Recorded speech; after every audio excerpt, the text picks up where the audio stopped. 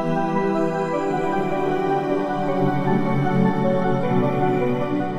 मैं आपका हार्दिक अभिनंदन करता हूँ अपने इस चैनल SKG मैथमेटिक्स में।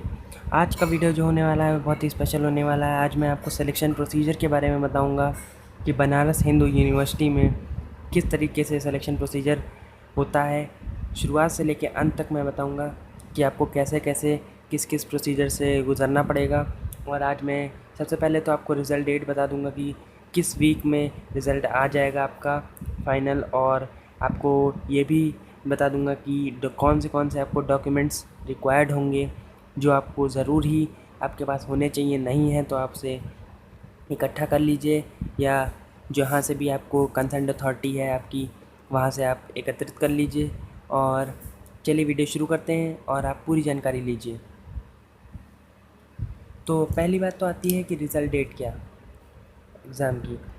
तो मैं आपको बता दूं कि UET और PET कोर्स के लिए आपका जो रिज़ल्ट आने वाला है वो फर्स्ट वीक ऑफ अक्टूबर में आ जाएगा। आपका result first week of October में फ़ाइनल रिज़ल्ट आपका आ जाने वाला है। और जो लास्ट वीक ऑफ सितंबर है उसमें आपका रिज़ल्ट का आंसर की जो है आपका वो भी आ जाएगा। ठीक है, result date first week of October आप मान लीजिए, उसमें आपका पूरी तरीके से घोषित कर दिया जाएगा। बात आती है अब आपके पास कौन से डॉक्यूमेंट्स होने चाहिए। देखिए, ये जो मैंने यहाँ पर 6 डॉक्यूमेंट्स लिखे हुए हैं, ये आपके पास शर्त लगा लीजिए आपके पास होने ही चाहिए। ये अगर नहीं है तो इनमें से एक भी चीज़ नहीं है अगर आपके पास, तो आपको दिक्कत हो जाएगी, आपका एडमिशन भी रुक सकता है।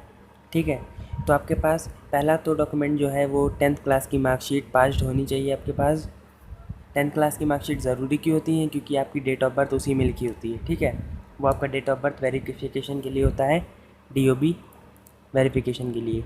ठीक है, अभी बात आती है कि आपका सेकंड क्या है। सेकंड आपके पास इंटरमीडिएट +2 यानी 12th की मार्कशीट होनी चाहिए पास्ड।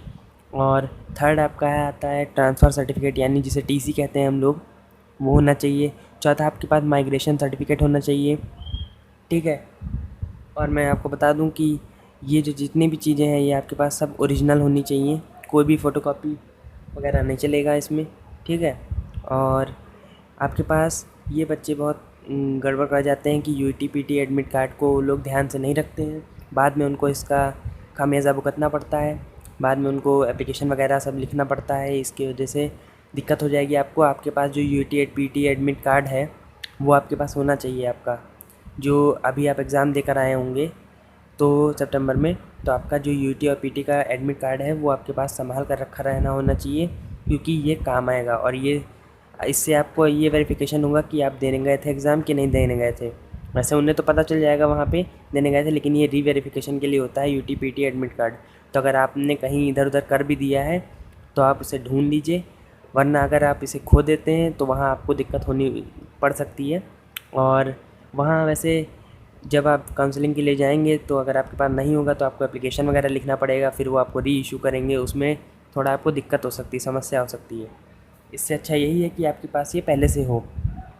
ठीक है, अगर आप किसी भी रिज़र्व्ड कैंडिडेट्स में आते हैं, जैसे SC ST OBC PWD EWS category में आते हैं, या एम्प्लॉय वार्ड में आते हैं EMP कैटेगरी में, तो आपके पास वो रिज़र्वेशन सर्टिफिकेट होना चाहिए, वो भी विदिन 3 मंथ्स वाला। 3 मंथ्स मतलब अभी 3 मंथ्स नहीं, जब आपने फॉर्म भरा था उसके 3 मंथ्स से पहले वाला। ठीक है, तो वो होना चाहिए आपके पास रिज़र्वेशन सर्टिफिकेट, वो बहुत ज़रूरी है। ठीक है, ये इसका ओरिजिनल वेरिफिकेशन होगा।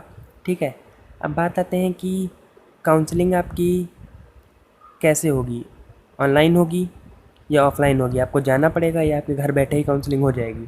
बहुत बच्चों के मन में ये प्रश्न था कि काउंसलिंग क्या इस बार ऑनलाइन होने वाली है। तो मैं आपको बता दूं कि इसका अभी किसी को पता नहीं है। वैसे मुझे लगता है कि कोविड के हाल को देखते हुए कि काउंसलिंग जो होने वाली है इस साल वो ऑनलाइन होने वाली है, मुझे ऐसा लगता है। लेकिन अभी जो बुलेटिन में लिखा है वो तो ऑफ़लाइन ही लिखा है, लेकिन बुलेटिन तो रिलीज़ की गई थी वही फरवरी के आसपास।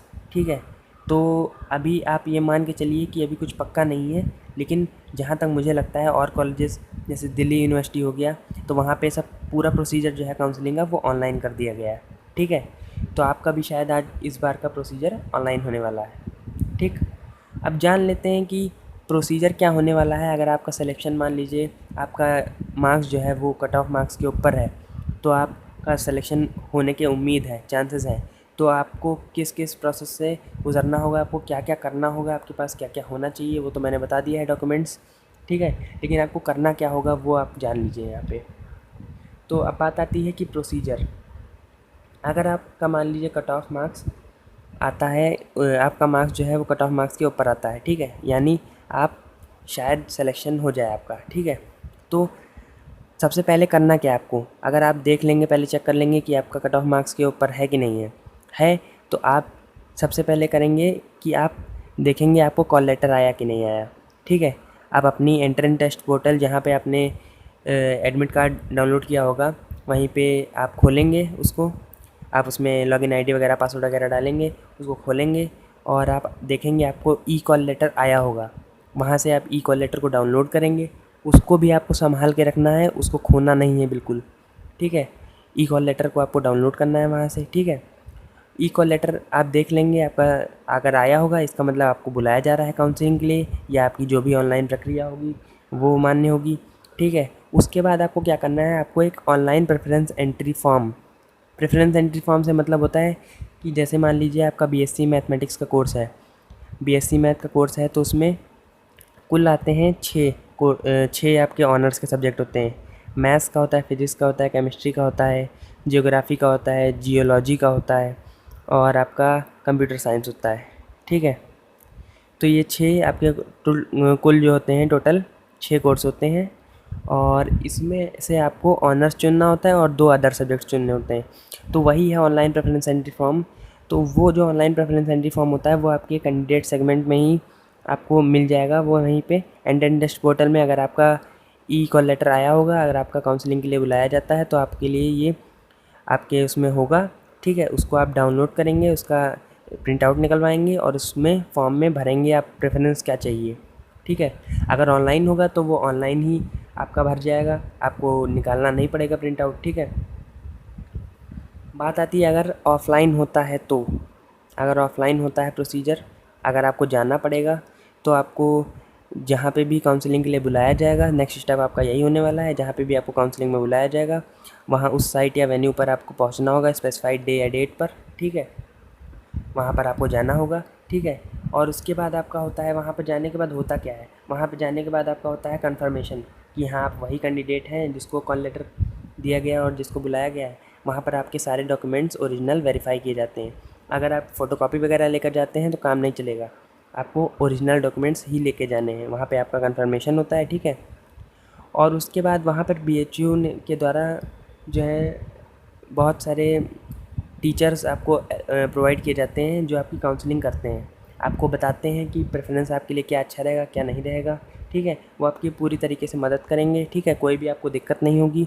और आपको वहाँ पर जो प्रेफरेंस एंट्री फॉर्म अगर आपका ऑफलाइन होगा तो आपको निकाला होगा आपने और उसमें लिख कर ले जाएंगे वो, ठीक है। तो वो प्रेफरेंस एंट्री फॉर्म आप साइन और करके सबमिट करेंगे, ठीक है। अगर आप वहाँ जाकर प्रेफरेंस बदलना भी चाहते हैं तो वो भी आपके लिए संभव है, वो भी आप कर सकते हैं, वहाँ जाकर प्रेफरेंस बदल सकते हैं आराम से।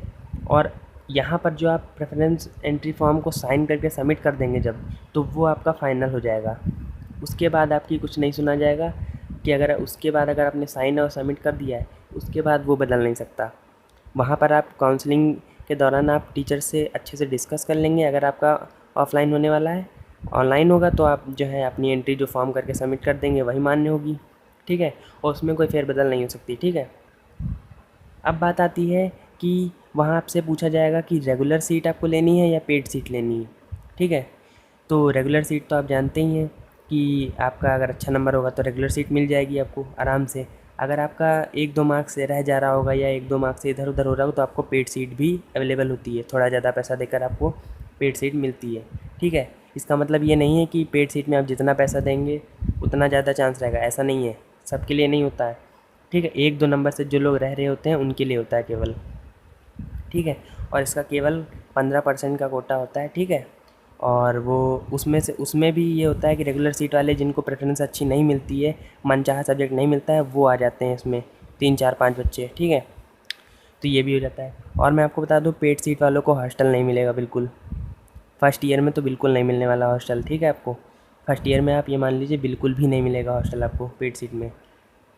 और जो इसके बाद होती है, अगर रेगुलर सीट आपको मिलती है तो आपको हॉस्टल अलॉटमेंट हो जाता है, ठीक है। और हॉस्टल अलॉटमेंट सबको नहीं होता है, देखिए आपकी रैंक के हिसाब से होता है। मैंने जो पिछला वीडियो बनाया है मैं आपको डिस्क्रिप्शन बॉक्स में डाल दूँगा, आप उसे देख लीजिएगा। मैंने उसमें हॉस्टल अलॉटमेंट का प्रोसीजर बताया है कि केवल 30 से 40% बच्चों को हॉस्टल मिलता है, ठीक है।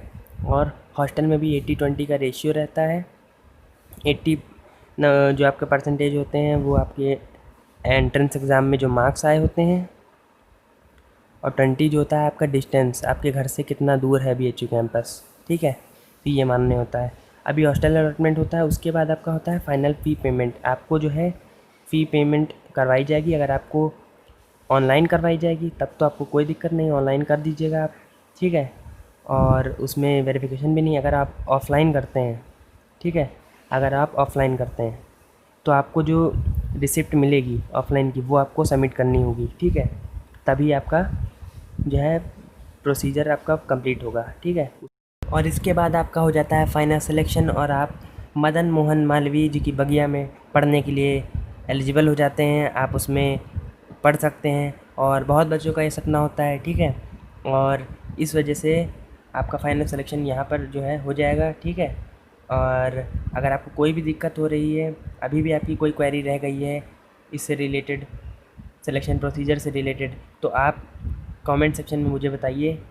मैं आपकी क्वेरी ज़रूर सॉल्व कर दूंगा। मैं आपको ज़रूर हर प्रश्न का आपको उत्तर दूंगा, ठीक है।